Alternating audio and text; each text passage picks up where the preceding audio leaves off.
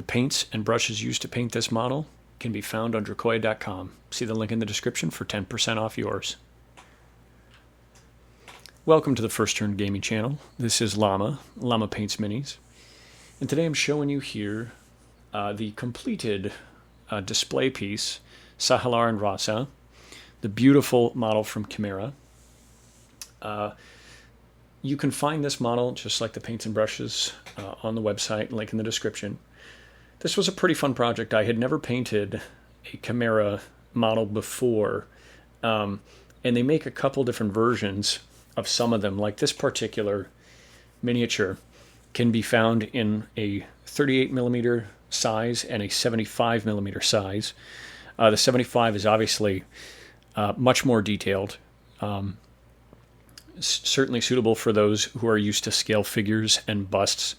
And then this one, 38mm, is similar in size to like a gaming or tabletop piece, maybe a little bigger, kind of closer to that Conquest size, but still wonderful detail.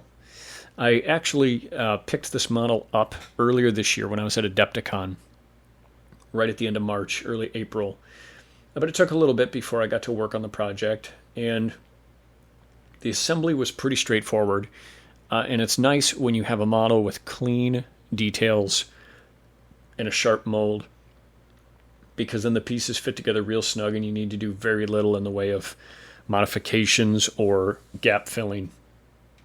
And I'm sure you can see on the piece, however, that there was one issue I had with modeling, and that was that darn spear.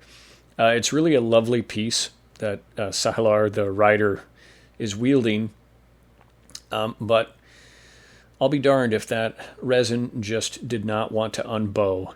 Now the resin is a white resin material that's a little different than what I'm used to. If you've ever used a piece from, say, Forge World, which is of course a Games Workshop offshoot brand, or something from, Creature Caster or anything like that, this is a different kind of resin. It's a little bit smoother. The molds, again, are very clean. The detail is very crisp. So I wasn't as familiar with how it would hold up from a durability standpoint. And that spear that he's wielding is very fine, very thin, which makes it look better, in my opinion, as opposed to something that's like big and chunky. But if there was one downside to it at all, it was that I was so afraid to try and bend it back into place. And so even when I applied a little heat to it, first from a hairdryer, and then I tried again with some hot water, it would soften it a little bit. But this had quite a bit of spring in it, and I just didn't want it to snap. And I was having a little trouble getting that hand to stay on the wrist. So I just decided to live with it. His spear's a little bent, but I'm sure he could slay his enemies just as well. As far as what I wanted to do with the paint scheme, I held pretty true to the box art, which is, quite frankly, a phenomenal paint job. It was painted by Will Hahn, and I didn't want to deviate too much from it, but I did want to brighten up the color. And so this entire model was painted using the Kimera paints, mostly from the base set, although there were a couple sprinkled in from the expansion and one of the artist sets.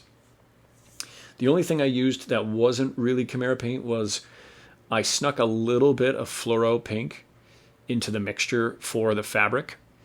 I thought it just gave it a vibrancy, since it was on the back side of the model facing away from, the focal point of the cat and the rider's face. I think it worked well there. And really the armor and the fur turned out so bright, which is exactly what I wanted, that I don't think the pink overpowers it at all. So that was the one area where I didn't use a Kimera paint. It was just a fluoro pink. And then there was a little bit of a pastel blue or a pastel green from AK Interactive that was used in some of the highest spots of the armor. Not the gold, but the other parts of the armor. But otherwise, I didn't paint this to what I would refer to as a competition standard. It was just more of a display standard, so a little more freeform, a little more artistic. I left some textures visible, some dramatic lighting. I wanted to do that on purpose. I used the Kimera taperhead brush, which is, if you've ever used them, they're pretty fantastic. They kind of combine the best of several worlds, where they have a fuller belly so they can hold more moisture, more paint, so you get a longer work time out of them, but the tip is very sharp, sort of like a Winsor & Newton miniature series, where it's got a sharp taper. So it does kind of both things well. I also used a size 00 when I needed. But otherwise, yeah, this was just all done with those products. And it's been a learning experience. If you've never used the Kimera paints, they don't function the same. And I went over this in another video. They don't function quite the same as most pre-mixed hobby paints in a dropper bottle or a pot, because these, at least from the base set and the first expansion set, they are pretty much just pure pigment. And so if you want them to flow a certain way, you have to kind of get familiar with their properties. If you want to control the intensity of the color, you've got to practice with them, and know when to dilute them with water, when to dilute them with a medium, when to mix them with an opposite or complementary color to sort of diffuse the light. And for coverage, you got to know when to mix them with either black or white. But once you kind of get the hang of it, there's not only nothing they can't do, but really the vibrancy of the color is just unmatched, unlike anything else I've used. So, in full disclosure, while we here at First Turn Gaming are affiliates of Dracoya.com and the Kimera brand, we wouldn't be if we didn't like the product. And so it took me some test driving before I decided that I would want to hop onto there. So as for the base, it was nothing special. It's just a plinth that's got a little bit of a weathered or rustic look. Otherwise, it's in black. And then, some standard basing material. I used some milliput to sculpt some rocks underneath the one that he already comes with.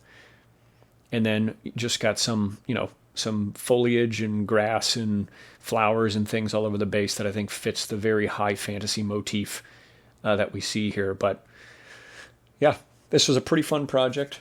I look forward to doing another one from them when I can here in the near future. I got a lot of projects on my plate.